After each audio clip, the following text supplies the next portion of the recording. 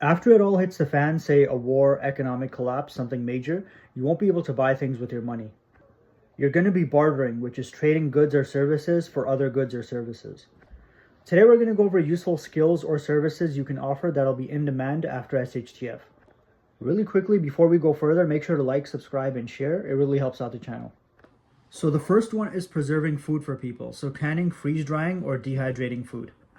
A lot of people may have food or may be able to get food, but the average person will have no idea how to preserve it. So that could be a service that you offer. Hunting for food. To you, hunting might be something very simple, but there are a lot of people who have no idea where to start and don't have the tools for it. So your job may be to go out and hunt for food. The next one is processing game. Maybe some people find it easy enough to hunt, but have no idea how to or are squeamish when it comes to skinning and processing an animal.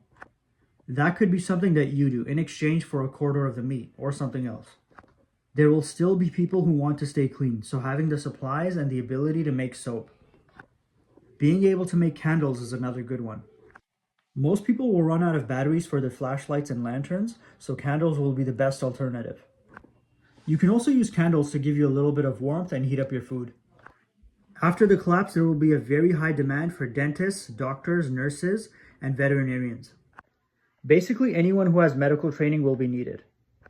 Lots of people will be getting sick and injured and will need someone to treat them. Most people don't know about any home remedies and don't know about basic first aid, so you can imagine how useful a medically trained person will be. So it's definitely a valuable skill you can provide after a disaster. The next person who will be in high demand after a major emergency is an herbalist. We're eventually going to run out of all our modern medicine, so we're going to need people who know how to use local plants for medicinal purposes. I really believe that most of the medicine that we need is within nature. So this person will have a good understanding of what's wrong with you when you're sick and what plants or herbs they can use to heal you. Clothing and shoe repair. You won't have the option of going to Walmart and buying new stuff if your clothes get damaged. It may seem simple enough, but sewing is a skill that takes practice and you need to learn it to do it properly. The next thing is gathering firewood, something that people will really need. Once everyone's propane runs out, they're going to be looking at other options. Your neighborhood will be full of people trying to start fires in their backyards to cook food, boil water, and keep warm. Most people don't have the skills or tools to gather firewood. Now, this obviously depends on where you live. In rural areas, pretty much everyone knows how to gather firewood. Most of them spend evenings and weekends talking around a fireplace and having drinks and stuff like that anyway.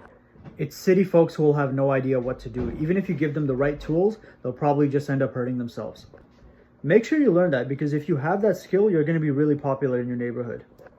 Filtering water to make it safe to drink is another service you could possibly offer.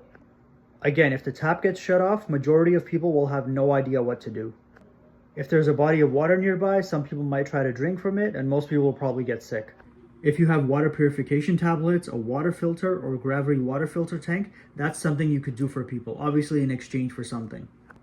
Water is everything, so people will be willing to give you some good stuff in exchange or do some sort of service for you.